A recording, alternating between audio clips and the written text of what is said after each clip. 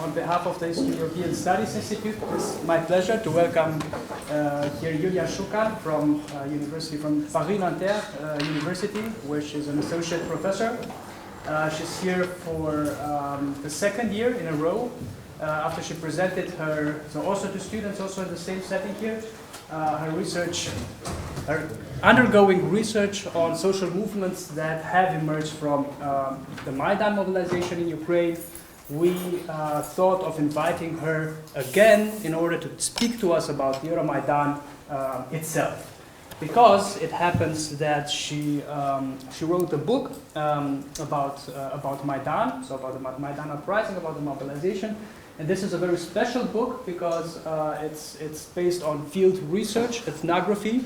So again, in translation, actually being there and interviewing lots of actors. I will just highlight a couple which I think are quite well known because of their media presence, namely Dmitry Yarosh, so the leader of the Pravi sector, of the far-right Pravi sector, and also Volodymyr Parasyuk, who is more of a, let's say, flamboyant person in Ukrainian politics ever since, but yet another person that has started his political career in the Maidan uprising.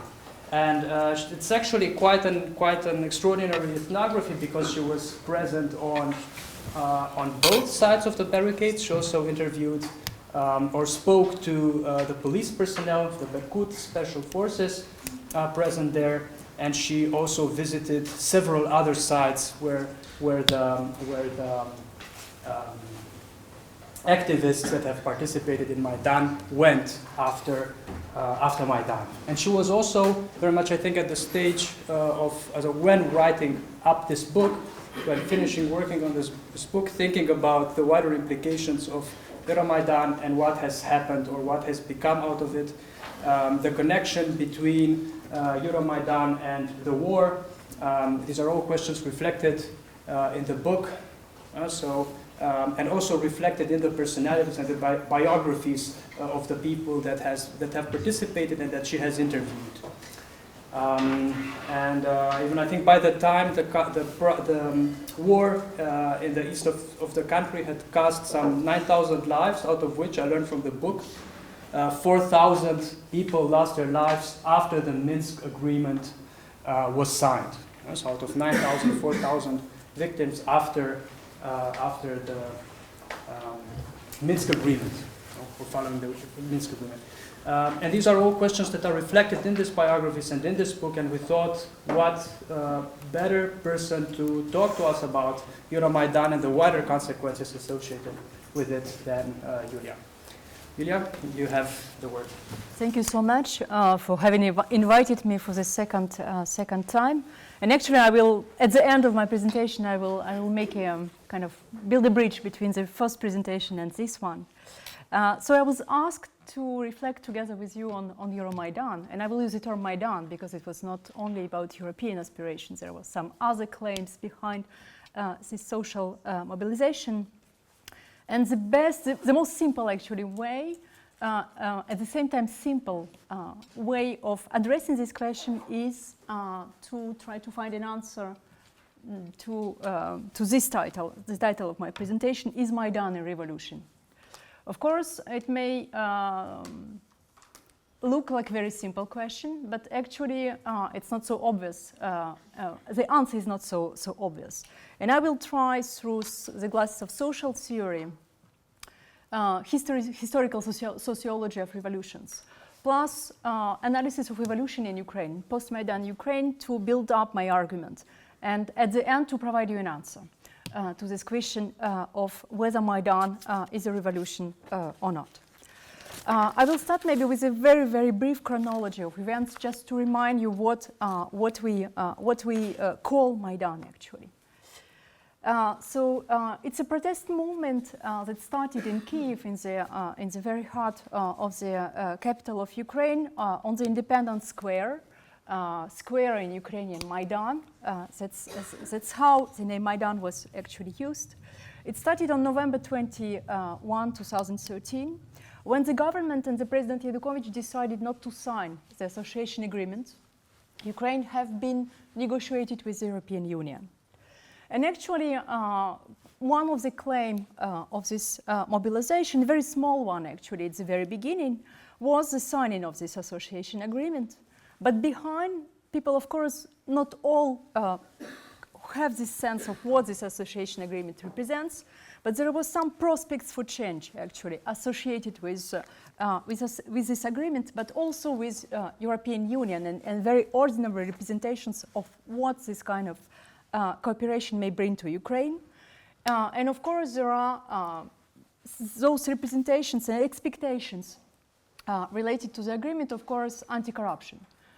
Ukraine being known, state apparatus is being known as being corrupted. Expectations also of more effective state administrations, working effective and non-corrupt. And expectations also of a radical change in regime, in political regime, regime that organized itself actually around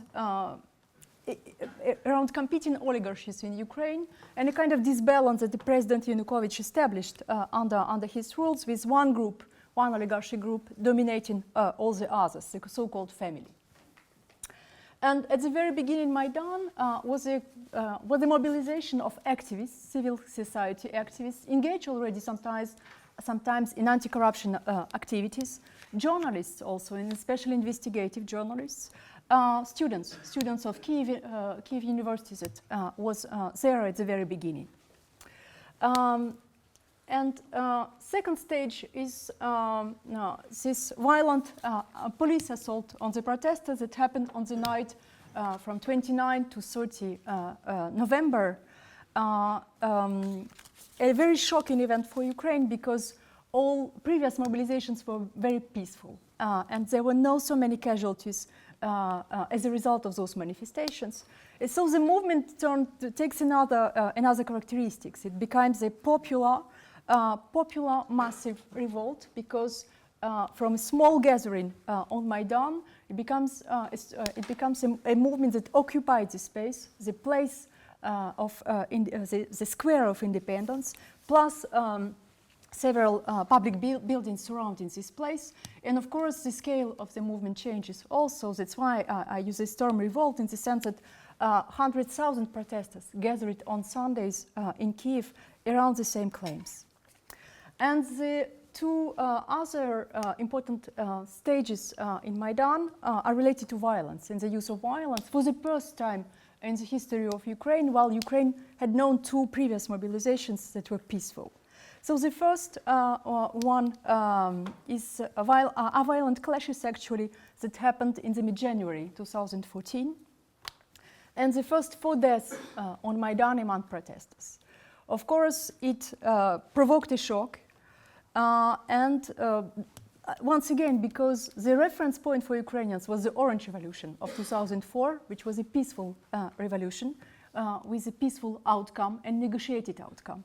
So Maidan became a kind of insurrection of protesters against Yanukovych regime. And the last stage, actually, it was a stage in February, between 18 and 20th of February, a new police crackdown in the form of anti-terrorist operation conducted by the regime, and 48 dead among protesters, and also casualties among the police. Around between 10 and 13, the figures are not.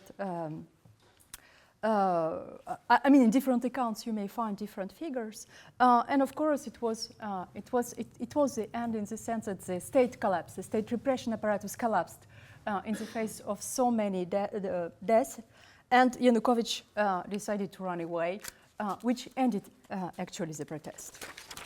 So in Ukraine, the dominant term to qualify these different sequences and those four stages of Maidan, the dominant term is revolution of dignity. And of course, it refers to some of the claims of protesters, claims for dignity, for respect for citizens.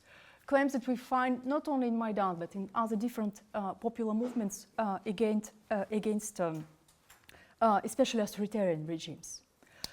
But I will try, by mobilizing social science theory, and especially, as I said, historical sociology and anthropology of revolutions, to think together with you about what was revolutionary in Maidan and was it actually revolutionary or not.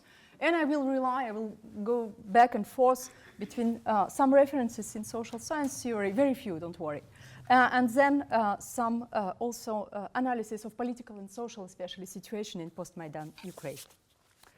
So let's start with two major references in social science, and I'm pretty much sure that you know them both. Tedesco, classical study, structural account of revolutions, and her seminal book, States and Social Revolutions. And the next one, the second one actually, classical approach is Charles Tilly. Not structural, more based on human action, human mobilization, contentious politics and use of violence in revolutions.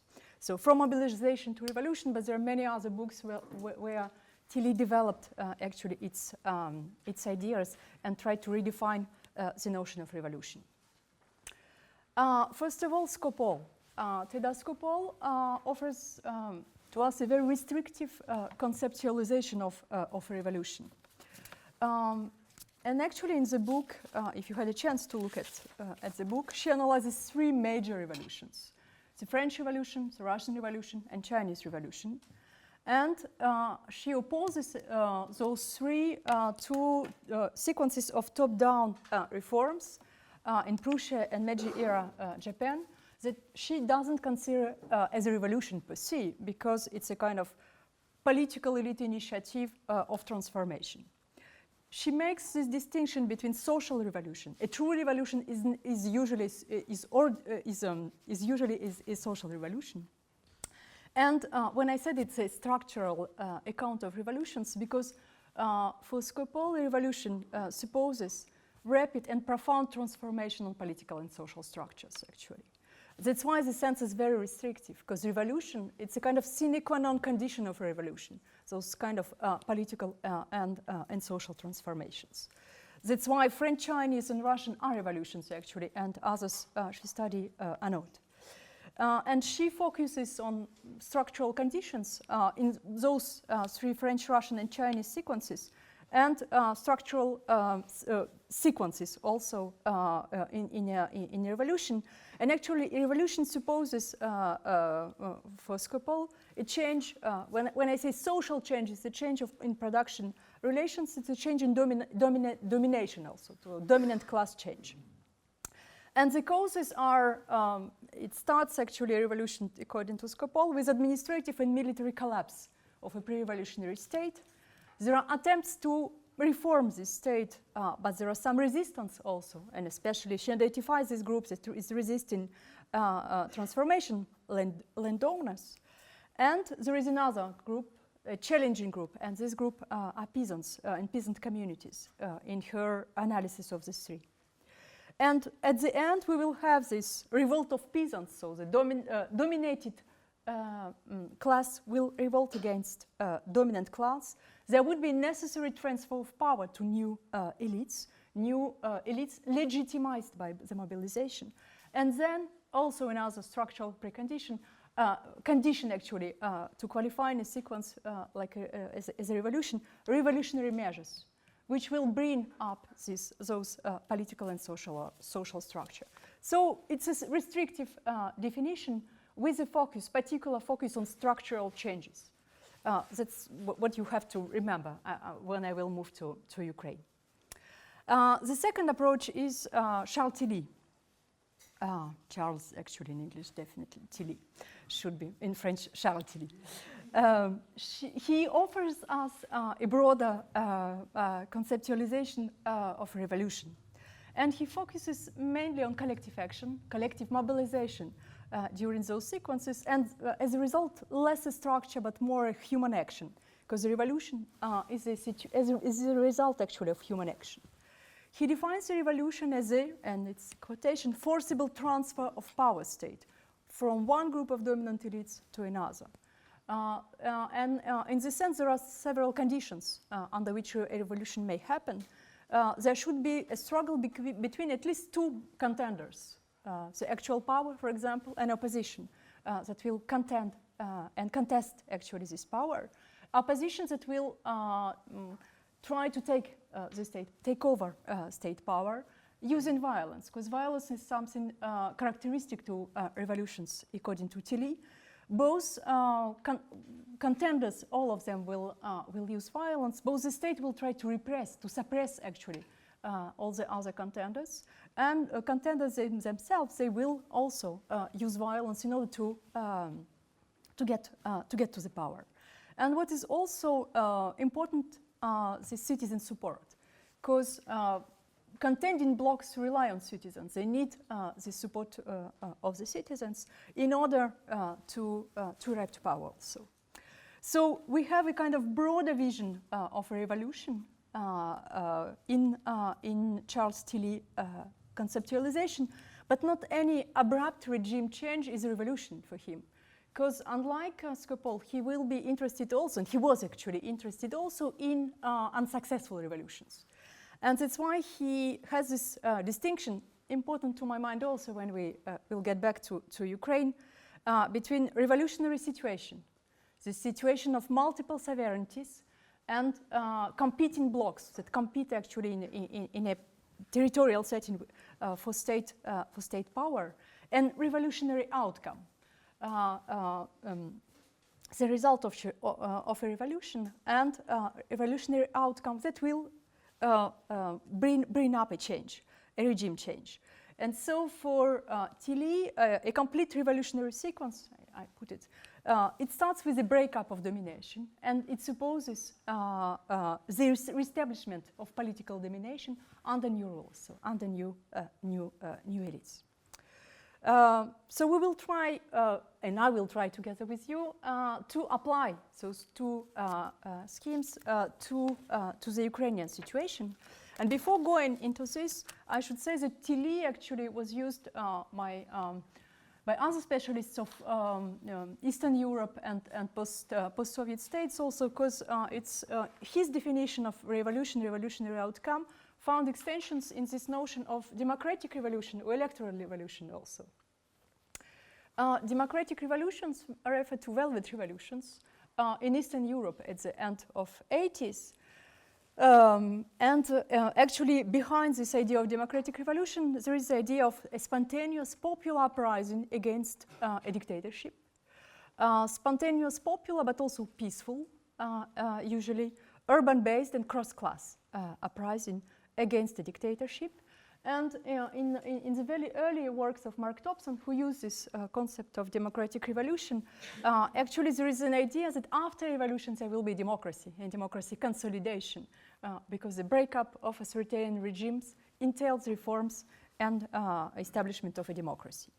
And electoral revolutions, this term emerged in reference to sequences, political crises that happened in post-communist countries, regime change actually in post-communist countries in the late 90s and the beginning of 2000.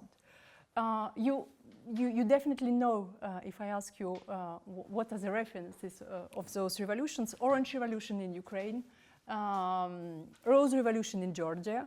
So this idea that in an authoritarian setting, an election may bring up a change on the condition that population mobilizes actually in order to defend the results. Because there are in those revolutions, electoral revolutions, two sequences. First, electoral sequence, election per se, and then when the democratic candidates fails to get a victory in the election, there is a popular mobilization focused on electoral fraud organized by authoritarian regime, and it brings up a change in regime. So I will firstly go to and compare Maidan and Tilly, Tilly's focus on contentious mobilization and on this question of sovereignty, competing multiple sovereignties or restoration of sovereignty over a territory. If we look at Maidan with Tilly's perspective, of course, we see a revolutionary situation. Throughout the 3.5 months of mobilization, we have two competing blocs that pretend to control the state power. On the one hand, we have Yanukovych regime, and on the other hand, we have also broad political mobilization, but also political elites that pretend to incarnate actually this popular mobilization and that compete over the power. But when we come to this question of revolutionary outcome, here the answer would be, my answer actually would be no, there is no revolutionary outcome. Strictly focusing on this question of multiple sovereignties, if we follow up and we look at the event that follow up Maidan, actually Maidan as a revolutionary situation was followed up by counter-revolution. And by counter-revolution, I mean popular uprising in the east and south of Ukraine in the spring 2014. Uprising that was initiated by local actors, local oligarchs, for example, who didn't want to lose power with this regime change. Local population also joined this mobilization because they had a very biased vision of Maidan and Maidan claims and Maidan consequences for them, and an uprising which was supported also by Moscow and different Russian political groups who had contacts with some actors of those uprisings. And as you know, maybe you just as you remember, many cities, Ukrainian cities in the south and east were concerned by this popular uprising. And the situation was mastered in some cities, like in Odessa, for example, or Kharkiv, or Dnipro, while in Donetsk and Luhansk it was not. And actually those cities and those regions, part of those regions became separatist, autoproclaimed republics. And this counter-revolutionary uprising brought up the war also with the beginning of anti-terrorist operation in the mid-April 2014. And from this point of view, actually, Ukraine still lives in the situation of multiple, double at least, sovereignty over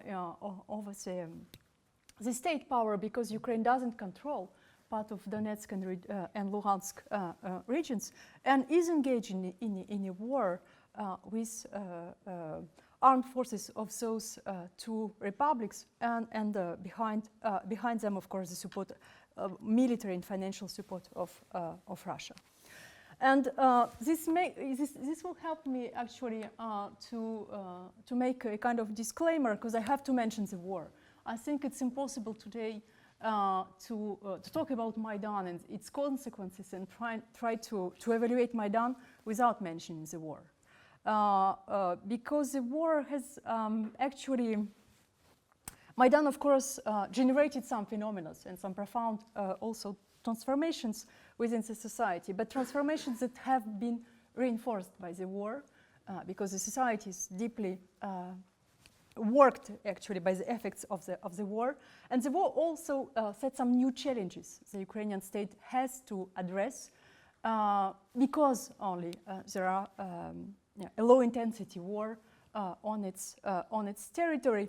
And I put here the number of casualties. It's almost already 11,000 dead and 24,000 wounded, plus 1.5 million of internal displaced persons. And according to estimations, around 1 million those who just decided to leave Ukraine and to go to Russia, or some of them to Belarus also. And among those new challenges, also there is this tension, permanent tension, of course, over sovereignty, this question of sovereignty and regaining sovereignty of the Donbass. This question of territorial integrity with Crimea also, who had been annexed. And of course, this tension between democracy and security. And it's something totally related to the war and not to Maidan. This idea that Ukraine continues actually to pretend to be a democracy, while there are some restrictions, of course, related to this question of security. And a country which experienced a war, there are some attempts to limit, for example, some rights, freedom of speech, or there are some tendencies to identify internal enemies, and it results in kind of infringement in liberties. So it was a kind of disclaimer. I will try to go back to Maidan, but once again, I will mention war on several other occasions. So from Tilly's perspective, my answer is no, and you may challenge actually the answer. So let's go to Tedesco-Paul perspective and try also to see whether Maidan was a social revolution. Because once again, for Skopol, a true revolution is necessary, a social revolution. I don't know your level of knowledge of Ukraine, and I will try not to go deep into details actually of transformations Ukraine undergoes since Maidan. All the experts agree that they are really unprecedented, both in terms of the scope of reforms and sectors that are concerned by those reforms. And from this point of view, we may have this temptation to say, yes, it was a truly social revolution, because reforms concern, I've just put several of them actually, decentralization, judicial reform, public service, health system, education, restructuring of economy, deregulation of energy prices, and of course nation building, which maybe I would more relate to the war than to Maidan. But I may later on answer to your questions if you have questions on this particular question of nation building. I should just, before I will provide you 3 examples of those reforms, very briefly once again. But I should say that it's a kind of result, of course, of international recipes of how to reform a country. It's a neoliberal, of course, neoliberal reforms brought up by international donors, mainly European Union and IMF, but also reforms that find support within the Ukrainian society, because there are many activists, anti-corruption especially, activists who are involved in trying to support those reforms. And in those reforms, the focus is put on 3 elements: transparency, modernization, and institutional change. There is a kind of blind belief that by changing the institution, we necessarily will change practices. And that's why there is a creation of new institutions, new personnel, recruitment of new personnel, and scrutiny procedures for all public servants, like, for example, polygraph tests used to know whether the person is accepted bribes or not. So I've told you that I will be brief in describing those reforms. Of course, anti-corruption reforms are the most visible part of what Ukraine is trying to do after Maidan. And anti-corruption, it's one of the fight against corruption is one of the claims of Maidan. Ukraine have created 3 new agencies that are supposed to combat to fight corruption.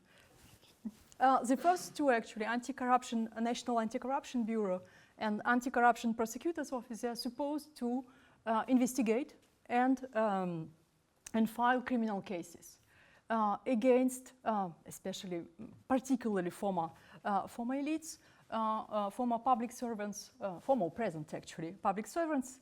And with the creation of those 2 agencies, of course, in Ukraine, there were and there are still some criminal cases filed against major political actors, against MPs from the parliamentary majority, against the close associates or relatives of some of the members of government, and against some officials of national state agencies like the energy agency.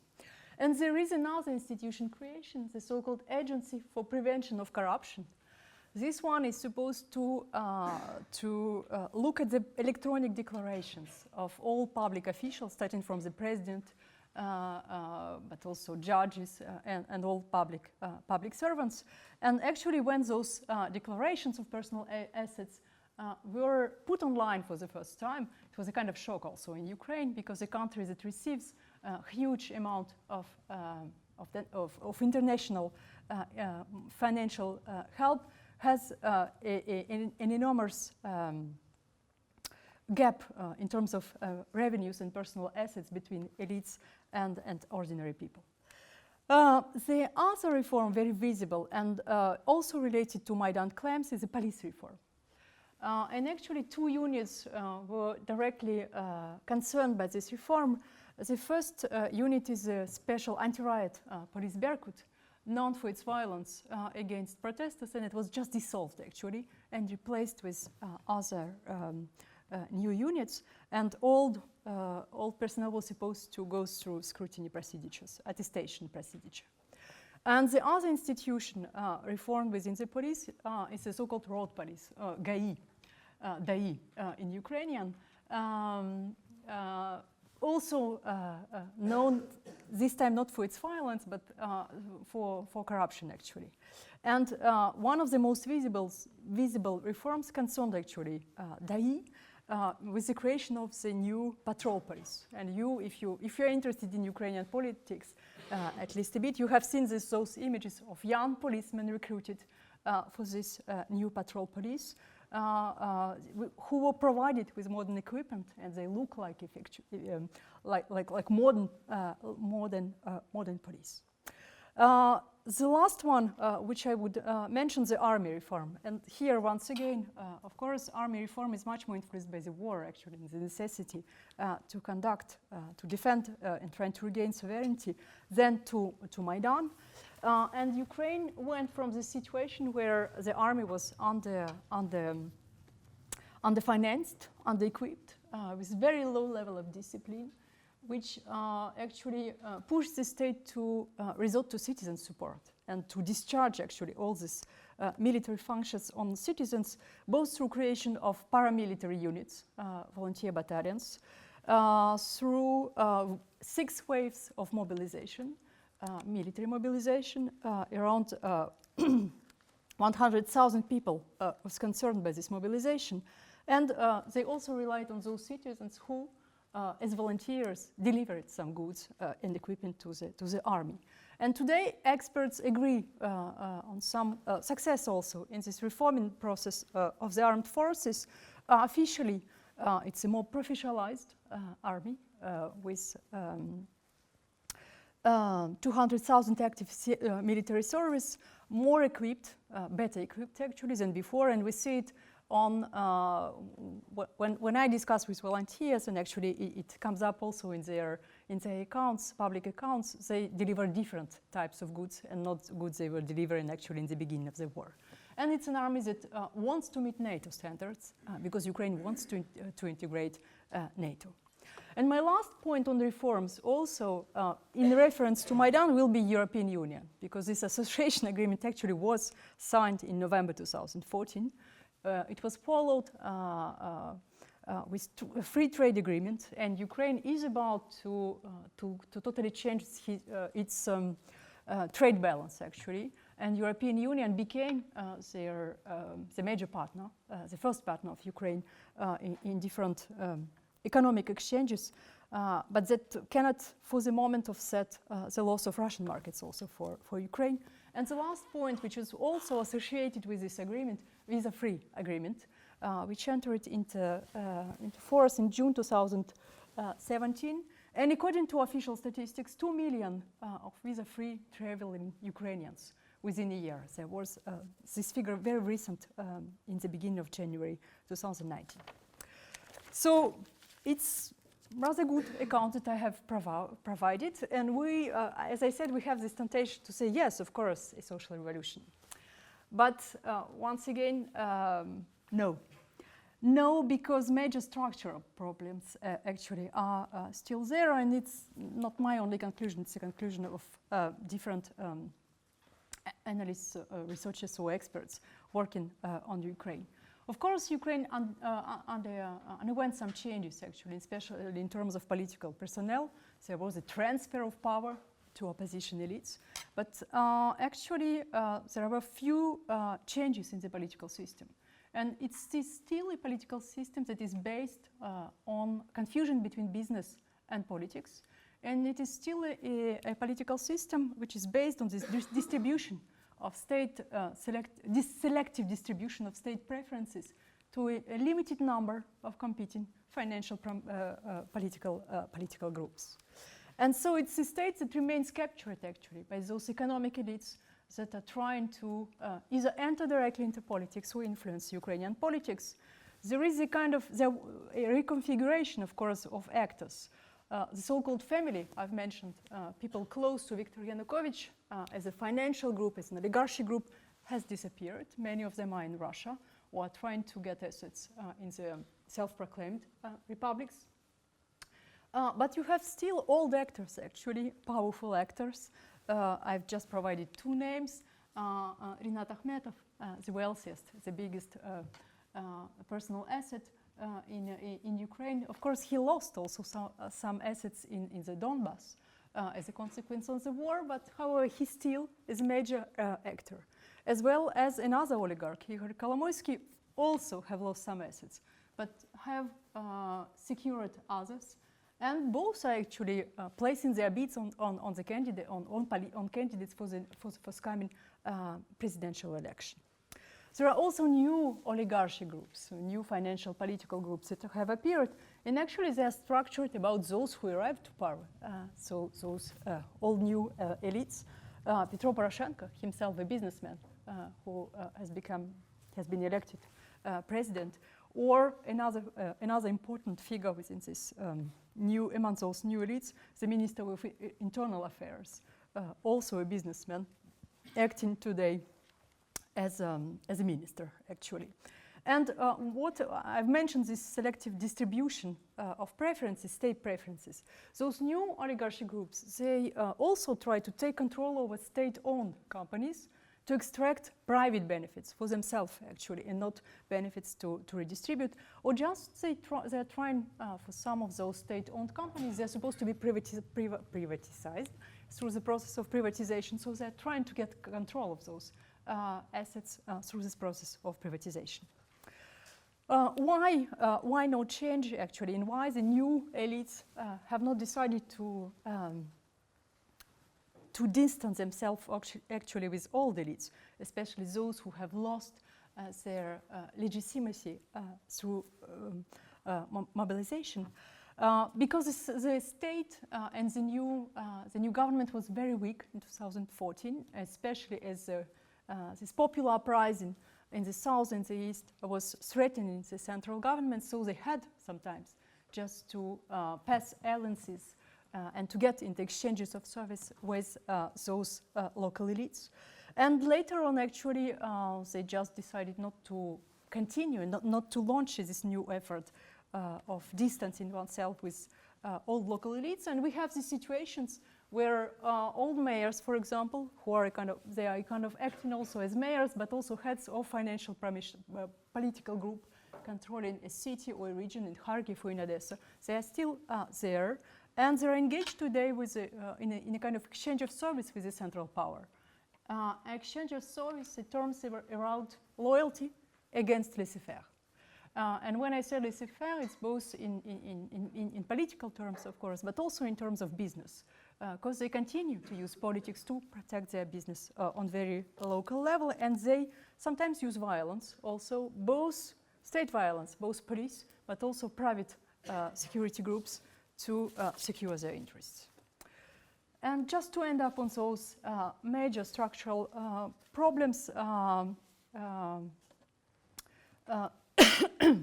anti-corruption activists continue to file cases and continue to identify the schemes of corruption, old schemes of corruption that are used in Ukraine, especially in public procurement. This sector is particularly touched by corruptive schemes.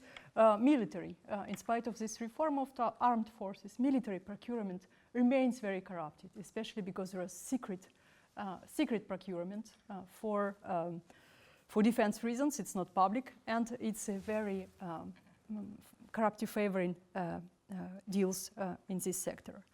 According to experts also, there are many critics concerning police reform, because regional police officers actually, they are built in those financial political groups, regional financial political groups, and they often, police officers are used to defend and to protect the interests of those local business elites.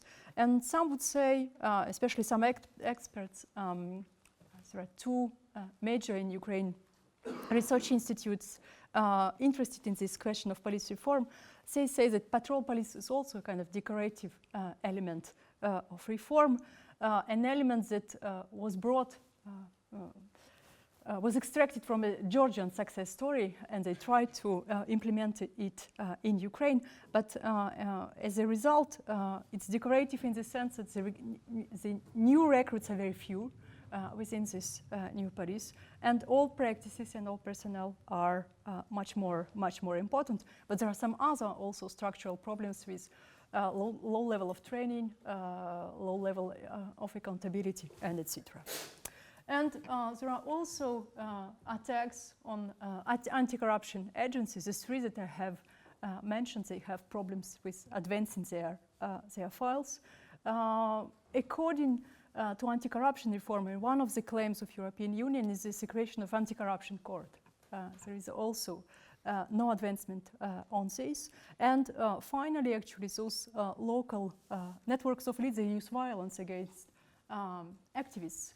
And one of them was violently attacked, Katerina Hadziuk, because she exposed corruption among officials in her region, Kherson region.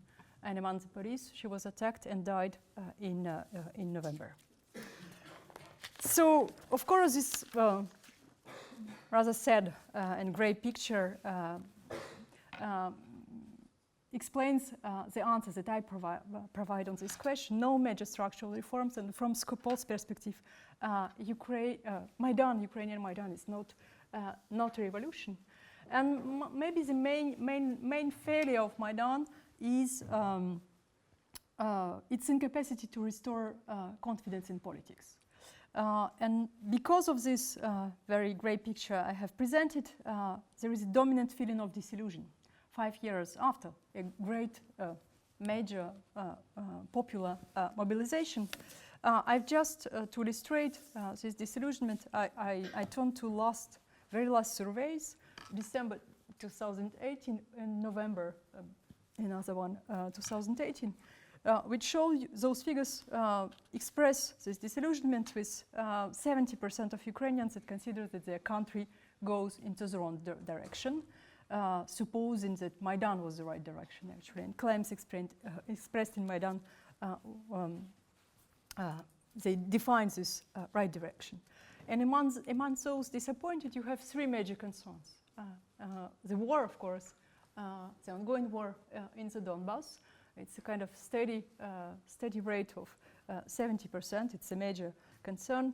Then you have, of course, the consequences of economic reforms, ongoing reforms, low social standards of life, low wages, high prices, high tariffs, etc. And you have also political corruption, which is one of the three major concerns expressed in different ways. It's not only in those two. I have used this concern about political corruption is important, and it's around 40% of Ukrainians expressing this kind of concern. And I should say that small corruption on the individual level is accepted because it's considered as a survival strategy, while political corruption and big deals among elites, that's what provokes this disillusionment. And disillusionment also, which is illustrated by those rates of confidence and defiance to political leaders. And you see Poroshenko, Prime Minister, President Poroshenko, Prime Minister, and the Parliament, and you see that the scores of defiance are really, really high. This also explains the kind of new high expectations for new figures. New leaders that are supposed to emerge through this presidential race and in the forthcoming presidential election. We'll see. It's not maybe in the discussion we may go back to this question. So I have told you no, not a revolution. It's not a revolution from TD's perspective, not a revolution from Teda Skopol perspective. So would I have something positive to say also, and to qualify Maidan revolution? And I have this positive argument also. I would say that we are looking for revolutions only in terms of structures or in terms of transfer of power. And from this point of view, Maidan is a kind of deception. Of course, both, as I said, no structural changes, no major structural changes, and transfer of power, but nothing else.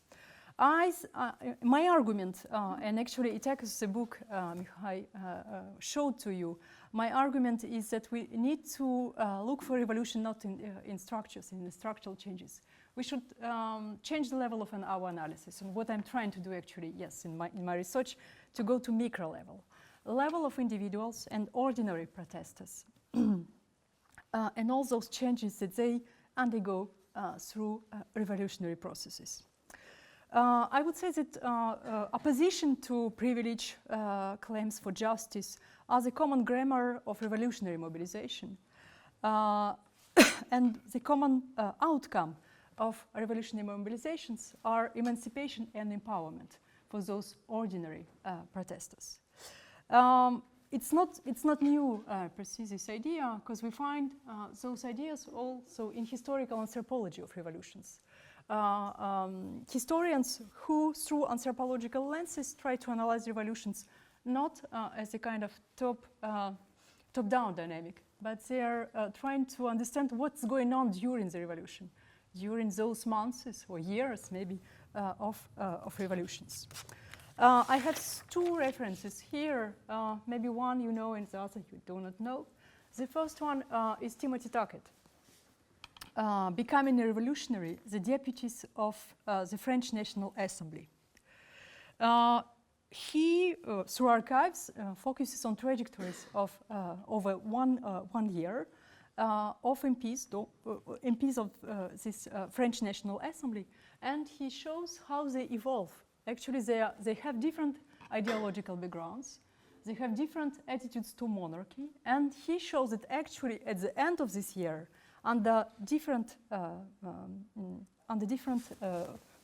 because of different factors, they become revolutionaries and they want to break up with the old regime because they get this awareness of their own strengths as MPs in opposition with the king.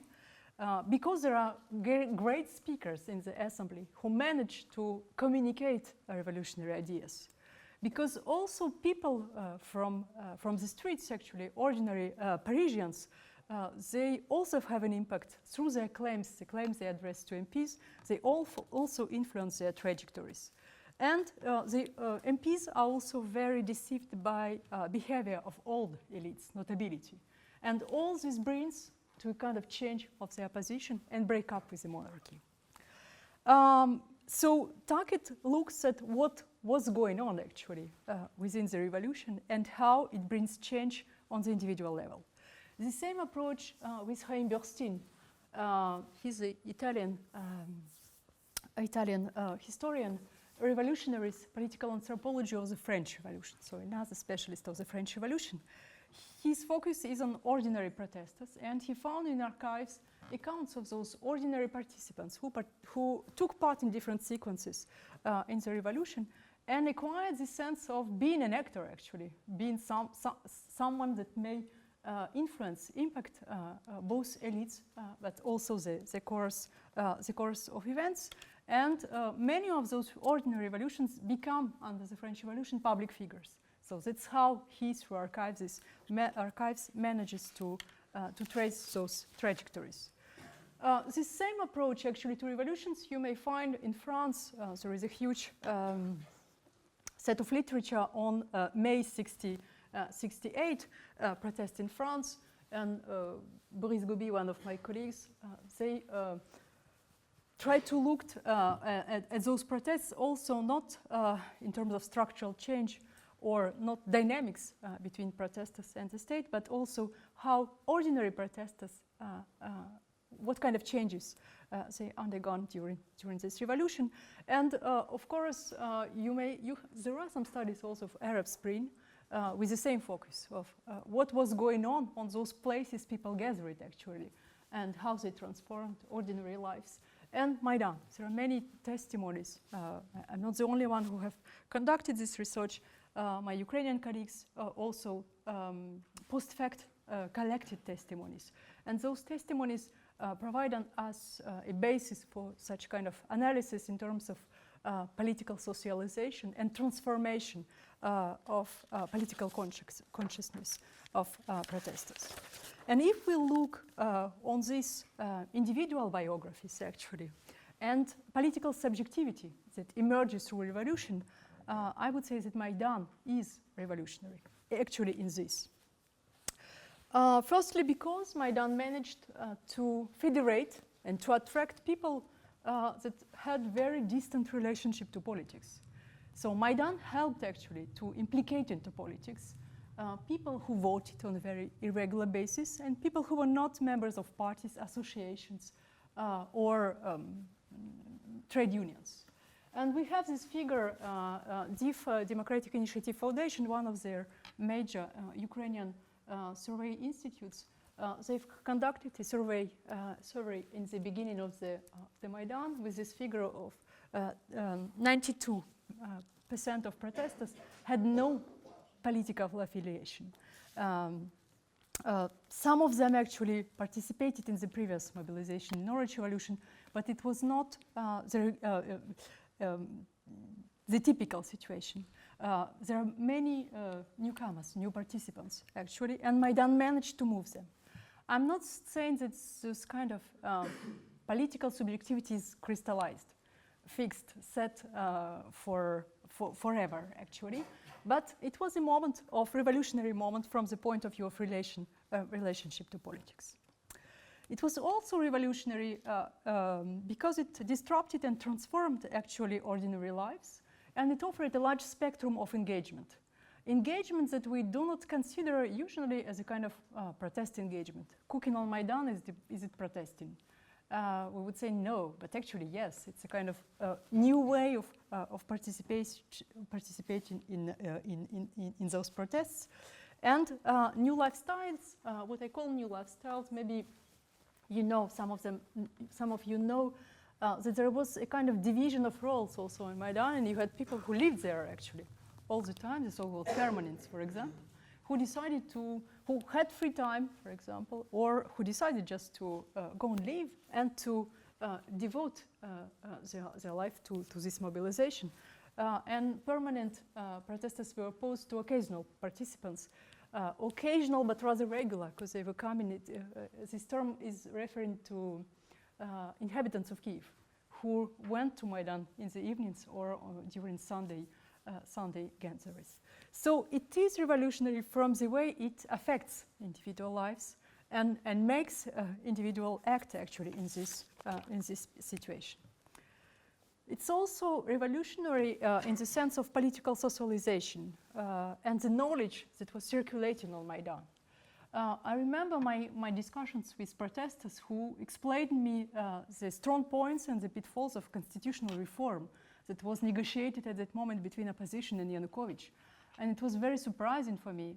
Actually, we expect only students in political science, sociology, or maybe some other to have arguments to exchange concerning the constitutional reform. But those were very ordinary people who discussed. And of course, they were able to do it because of this process of socialization and because of what they have heard, actually, arguments they have heard from the stage. So it was a huge stage on Maidan, but also through discussions they have been having on a regular basis in small micro settings of Maidan. So there was a circulation of knowledge about what Yanukovych regime is, what democracy is, what European Union is, what constitutional change is, and etc. There was also a circulation of skills, participation skills actually, what to do in a protest mobilization, where to go when there is a protest in Ukraine, for example. I think the answer is more and more obvious for, at least for Kiev, for inhabitants of Kiev, but maybe for other Ukrainians also. And sometimes very violent skills also circulated on Maidan, how to protect oneself from violence, or how to engage in violence also with the police. So this kind of knowledge, revolutionary knowledge for some people also circulated.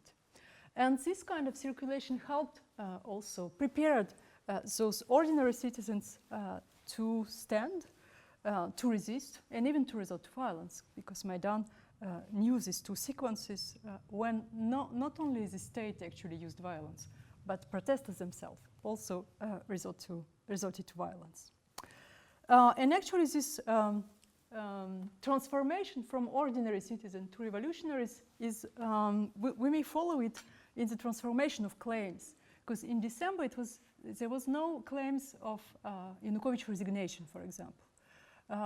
Resignation of the government, yes, but not of the president. But with the evolution of events and those interactions between protesters and the state, this claim for Yanukovych resignation became something very, very important, especially in February, at the end of February 2014.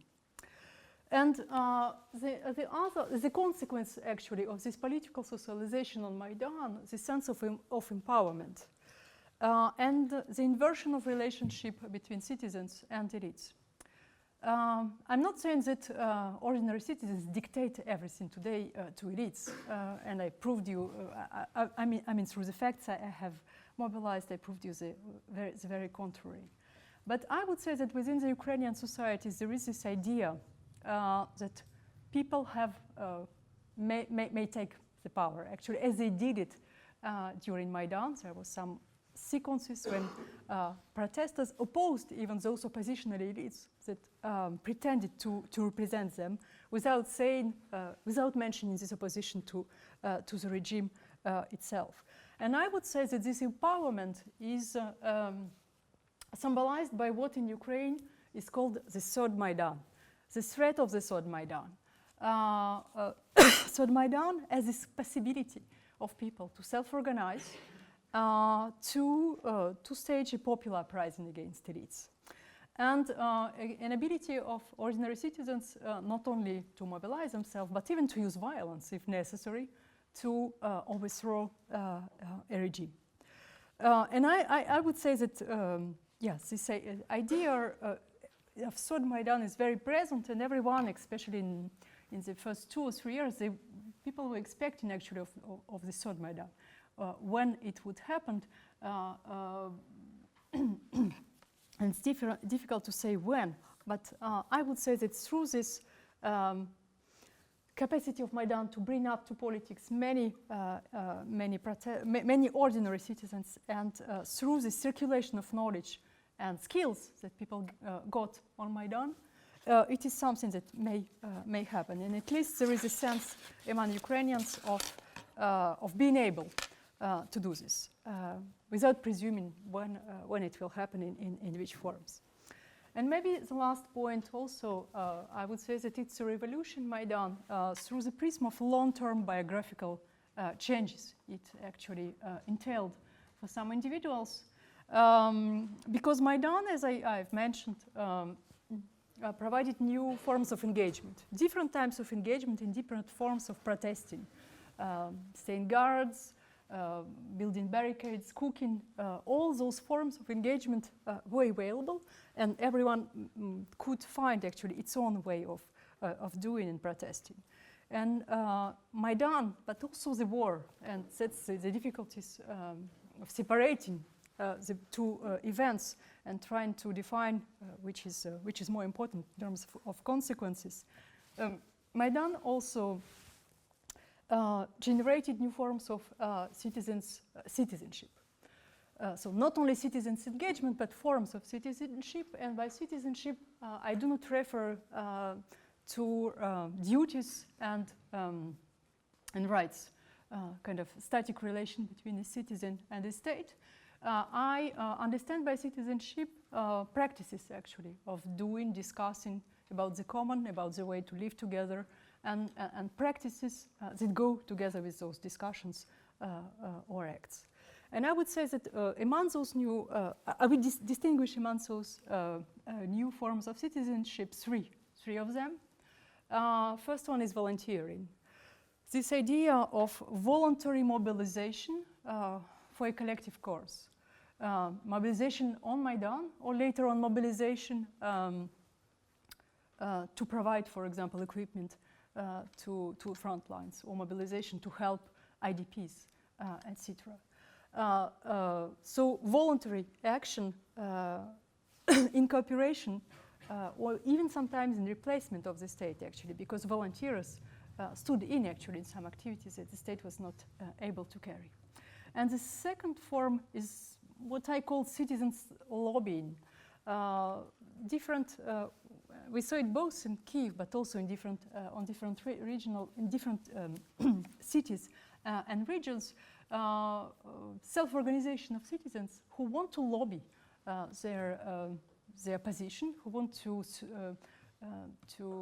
have control and to get the knowledge of what elites are doing on the local level, and trying, for example, to lobby more transparency in the way local budgets are distributed, and etc. So those initiatives are important. And once again, civil activism in Kiev was broadly developed before Maidan. But maybe the major input of Maidan is this new types of citizenship that emerge in other regions, and especially also in the east of Ukraine, and citizens self-organizing to get control over elites. And the last one, and it's a link with what I have presented a year ago, the last form of citizenship is vigilantism.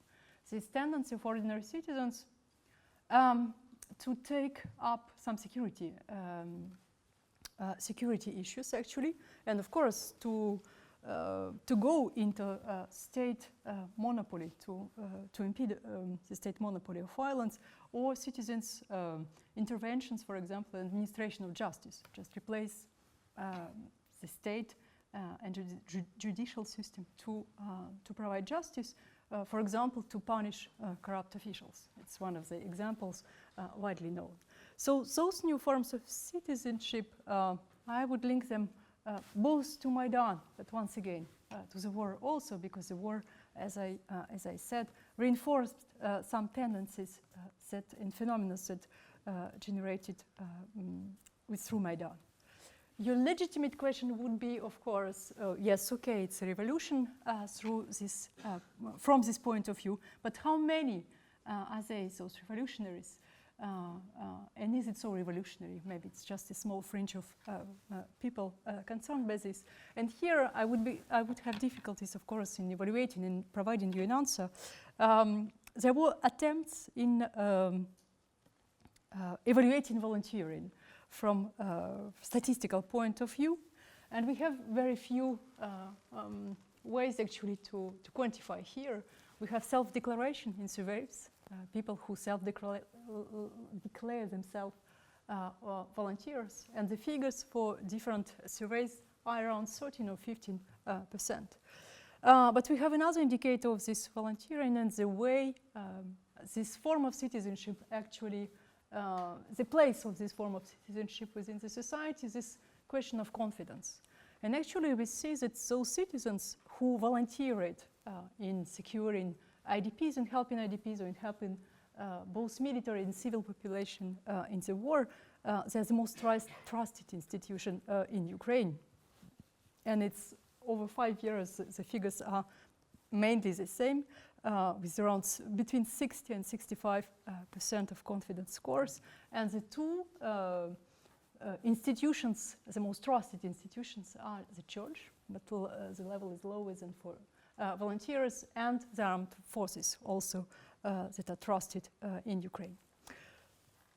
So maybe I will stop here with this revolutionary evaluation of Maidan and my main idea of micro-level analysis helping us to identify revolutionary outcomes, while structural account is more difficult, having more difficulties in answering this question, is Maidan a revolution?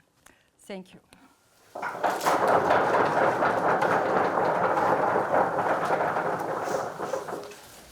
Okay, let's hear your questions. Who would like to start? Who raised the first question? Okay, Nadia. Intimidating? I don't know, maybe not.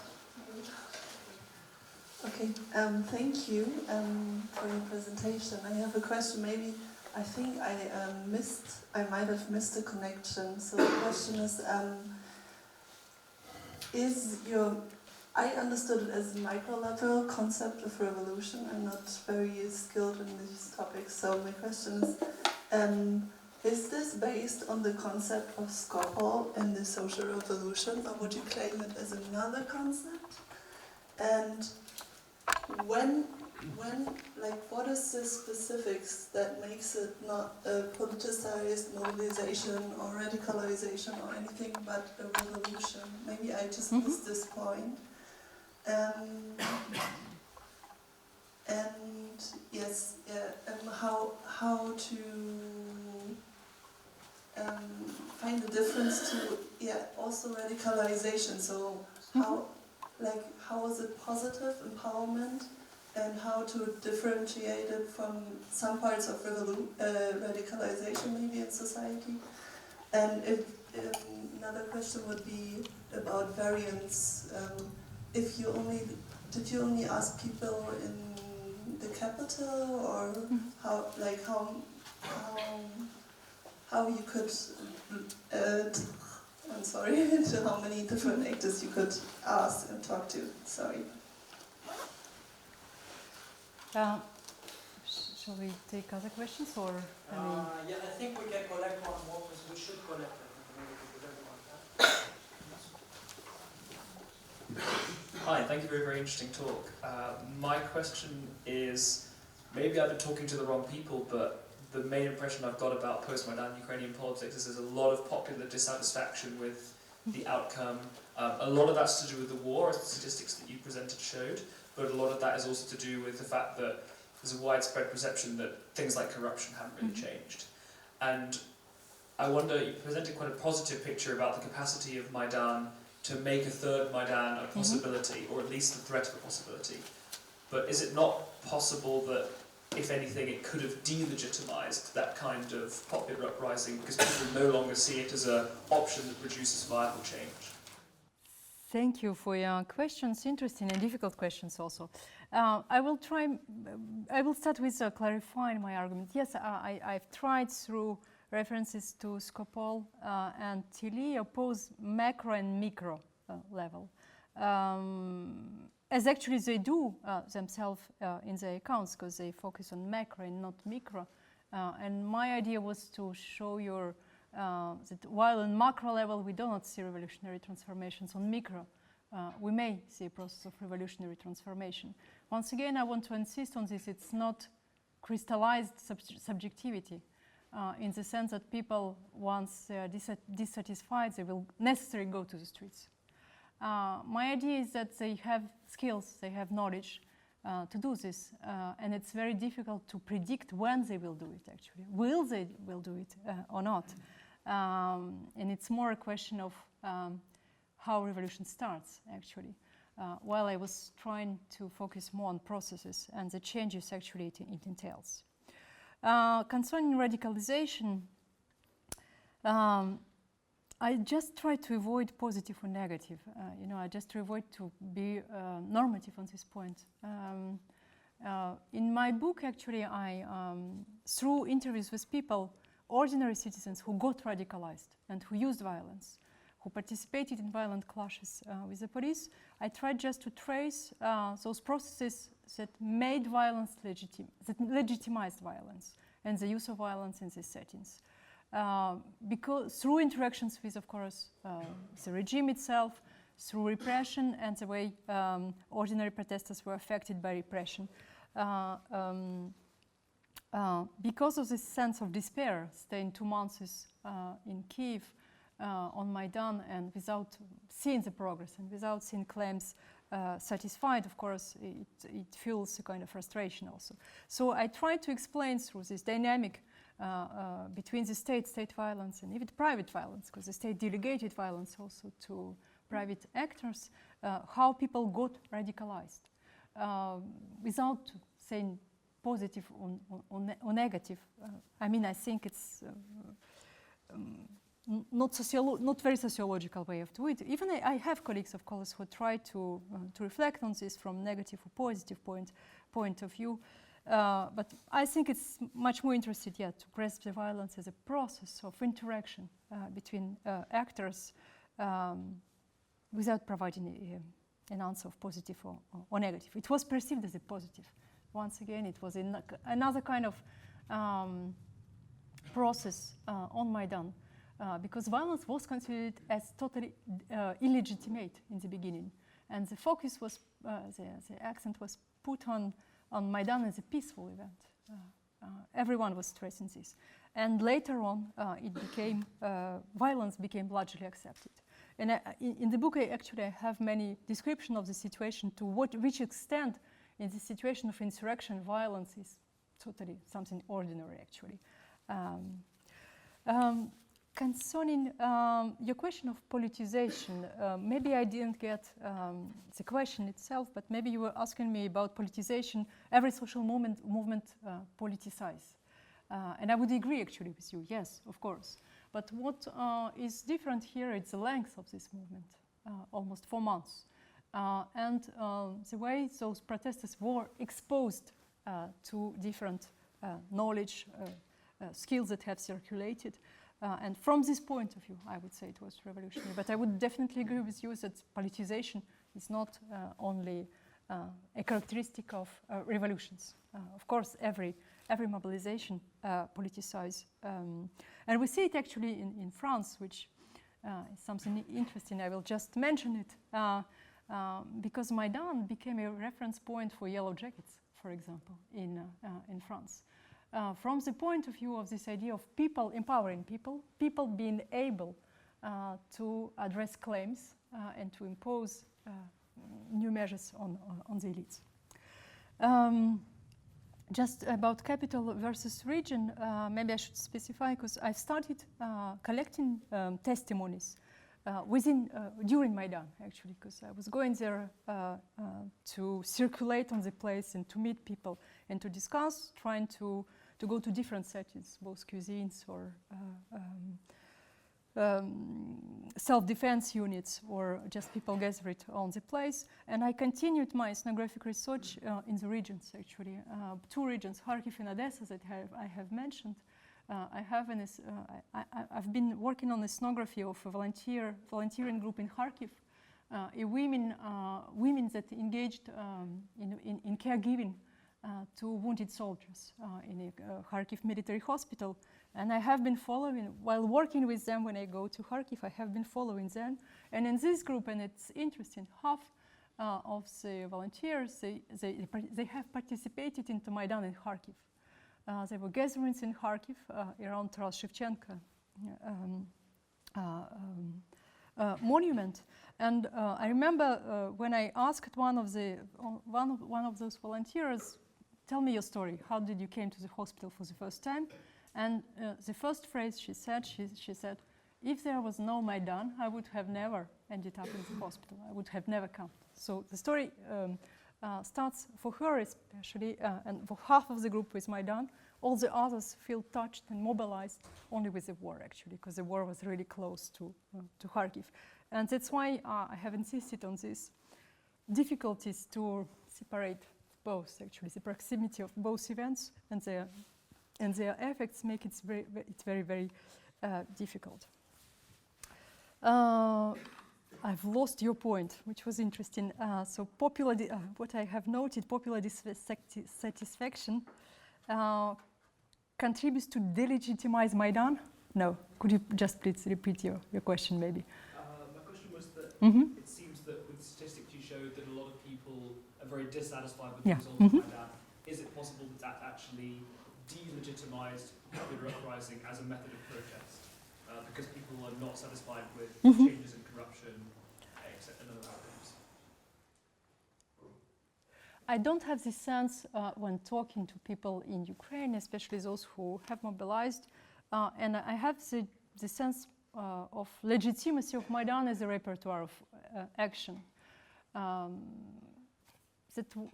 What I have said when this idea of third Maidan, I think it's legitimate, especially legitimate repertoire of action, especially for those who have participated in the previous Maidan. I'm not saying that it's legitimate for everyone, because of course Maidan have divided also, and people both in Kyiv but also in regions opposed Maidan also and not participated in it.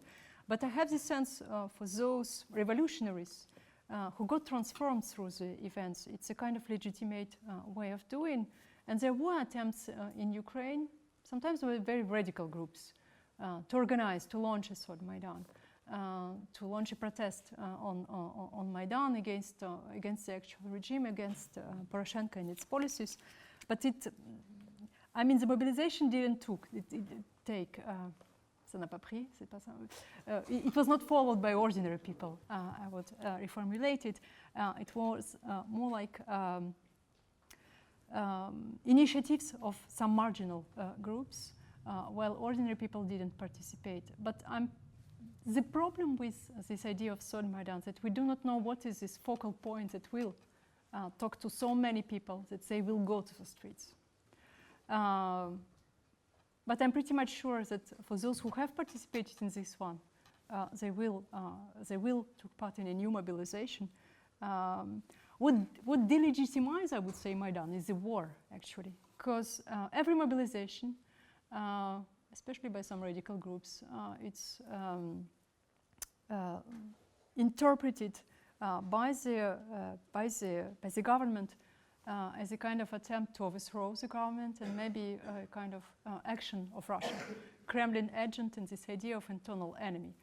So there is a tendency to delegitimize collective action for security reasons. But yeah, I would say that it's not dissatisfaction of result, because there is a profound belief that it's because of elites, actually. Those who came arrived to power, that transformations failed, and because of this there is a kind of dissatisfaction. So I would say it doesn't delegitimize Maidan. The war does, yeah. Okay, more questions?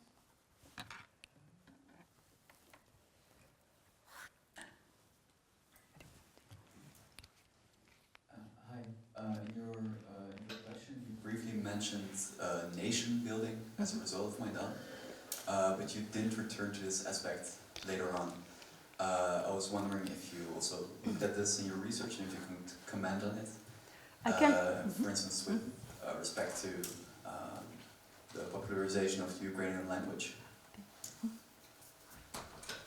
One more? Hi. In your conclusion, you said that when you mentioned the term of Third Maidan, or it seemed to me as if the protesters from 2014 you could still perceive them as like a unified group today, just as they were back then at the Maidan. And then I thought, we also know that already for the protests there came up some partly really extreme right-wing groups that are really nationalist also, and at the same time there are other civil society groups that have liberal values that really contradict basically the values of the groups that came out eventually. So I wondered to what extent can we still think about it as a unified group, or did it basically split and what happened?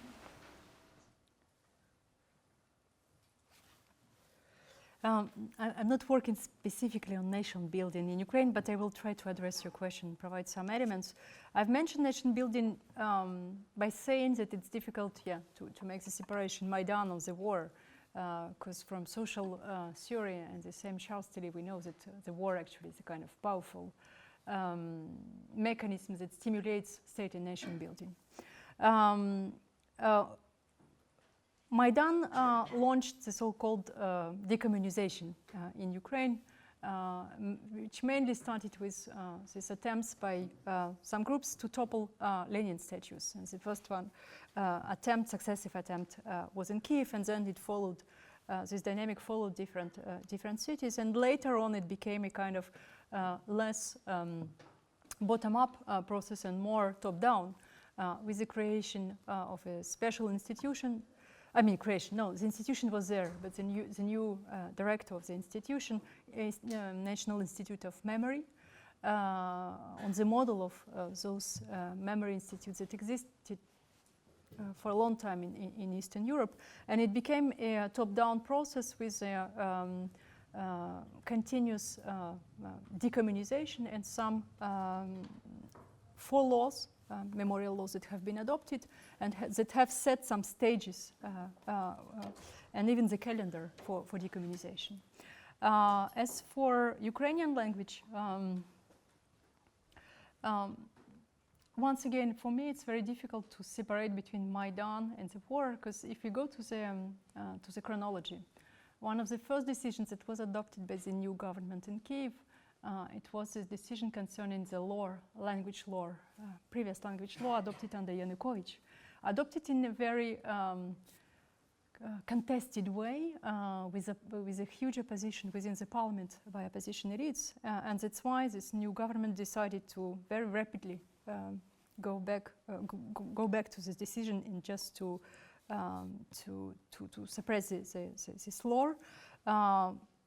It generated a kind of also frustration among Russian speakers, of course, and the government decided to go back to this decision. Actually, it was suspended and not put into motion at that moment in March 2014. So this is a link with Maidan. But then came the war, actually, and the war reinforced, of course, this nationalist politics in Ukraine with this desire to strengthen identity politics, which goes through memory politics, language politics, of course, and also this desire to differentiate oneself from, we all know identity politics suppose the existence of the other we are trying to oppose and differentiate, and with whom we're trying to differentiate. So the Russia and this interpretation of the war as being a Russian aggression, of course, reinforced those nationalist tendencies that were already present in Maidan also, because nationalist groups and national elites with a particular focus and attention to this question of Ukrainian language and promotion of Ukrainian language were already on Maidan. But the war also speeded up all this process, and especially this question of Ukrainian language, to the point there are some studies by a Ukrainian colleague, Volodymyr Kulik, who works on this question of practices, and the way he has always shown that in spite of those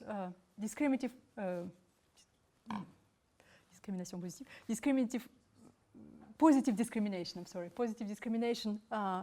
measures adopted by different governments, language practices resisted actually quotas and the way the government tried to constrain language practices. But what shows Kulik is that under the effect of war, actually he calls it a kind of derussification. It's not a top-down tendency, it's a bottom-up tendency, especially among those who have a close relation to the war, either relatives that were mobilized, for example, died in the war, or people that just mobilized and helped the army, and those who speak Russian, they tend to use more Ukrainian. So it's also a natural tendency, while at the same time you have also very strict restrictive measures adopted on the legislative level with this education reform, for example, and this decision actually to leave very few hours in schools for national minorities for their national language, and Ukrainian would be the language of in the school, even for those national minorities. So my idea is that that's difficult to separate, because of course there are some processes that have emerged with Maidan, but they were definitely reinforced with the war. And what I have said will help me maybe to answer to your question also about liberals and nationalist groups, national groups, even far-right groups acting together in Ukraine. Your question was, are they still opposed, or are they acting together? And I would say that this disillusion and defiance towards elites, political elites, accusations of betrayal of Maidan claims, brings Ukraine to the same situation as at the beginning of Maidan, because Maidan was a kind of broad negative coalition that federated both liberals, far-right organizations, very distant to politics, ordinary citizens, all of them against violence of the regime and against corruption associated with the Yanukovych regime. And today, because of these pitfalls of anti-corruption policies, we have the same coalitions, both on national level and on the regional level, while the same actors, both liberal civil society, anti-corruption, for example, activists, act together with far-right groups and advance claims in terms of criminal proceedings, for example, investigation in the case of this anti-corruption activists attacked and died. And from this point of view, they are also acting together, legitimizing also for liberals far-right discourse, for example, and actions of far-right groups. So to my mind, the situation is very similar during Maidan, from the point of view of a negative coalition built against the political elites, corrupt political elites, and the same we're seeing actually today. With some discussions going on also within those networks, whether liberals, like for example human rights defenders, may act together with far-right activists on this question of anti-corruption. And the answer actually that they provide is yes, they can. Both because there is a desire to kind of integrate far-right groups also, but because liberals they consider actually, it's not my position, I'm just trying to explain the dominant position with those networks. They consider that far-right organizations are necessary because they are the most skillful in terms of using physical force and imposing decisions on elites. And so this gives life to those kind of coalition, like for example coalition around Rantzug that I have mentioned, huge mobilizations both by human rights actors and by more vigilante style, even far-right groups, around this question of anti-corruption. And concerning this third Maidan, just maybe to once more trying to re-explain this idea, the idea of suspicion on elites was there. It was present during Maidan already. Popular suspicion towards elites. We had several sequences when protesters expressed defiance to opposition elites. They refused to follow institutional negotiated solutions provided by elites. And if you follow Ukrainian politics, you remember that Yanukovych ran away. Dates back to the end of February. And Maidan continued actually in Kyiv. The gathering continued, the occupation of public buildings, some of them continued till the mid-August. And this is this idea of people wanting to control elites, not wanting to go home. And this is this expression of suspicion on politics and politicians. And as in the mid-August of 2014, there was a decision just to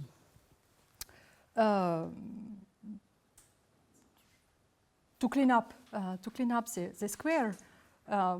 Now we have this idea of Sot Maidan, of this capacity of people to mobilize and once again to go back to Maidan and to exercise people's power versus elites' power. Yeah, just one last question to round it up. It's a very brief question. What about the acceptance of anti-Maidan? So after all this anti-Maidan protests taking place across the country, what is the perception among the people you talked with and that participated in Maidan about the other side? Is there silence? Is there the perception of an internal threat, continuing Russia fuels this internal threat? Or is there some democratic vision of we're all part of the same political community?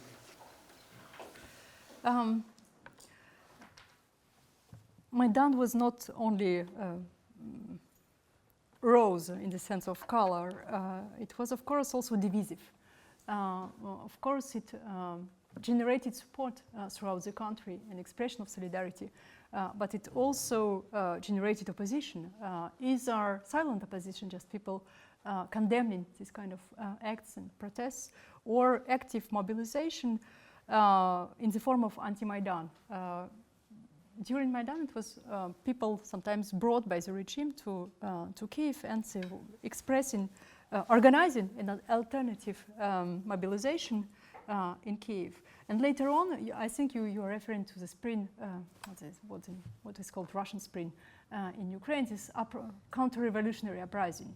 A new government in Kyiv as a result of regime change after Maidan, and mobilizations that have contested this legitimacy of this new government, and people that have mobilized at that time against this change in regime and against new elites in power in Kiev.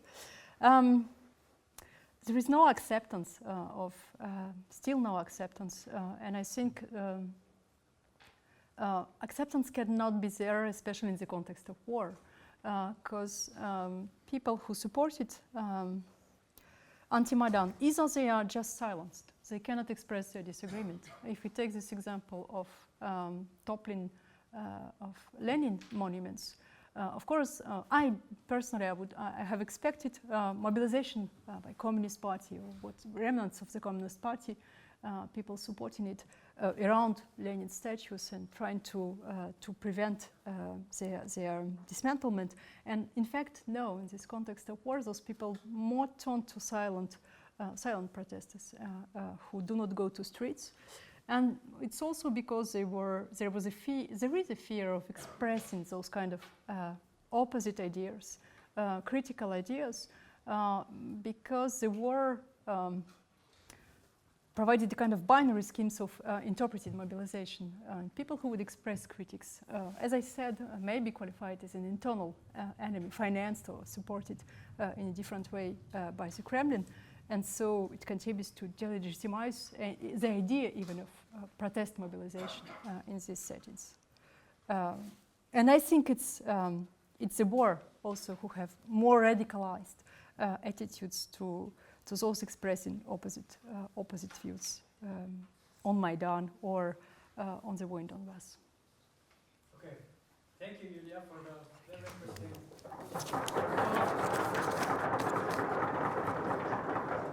Up-to-date information on a country and the set of events that I think all of us appreciate we've received in this context for now. Thanks. Thank you.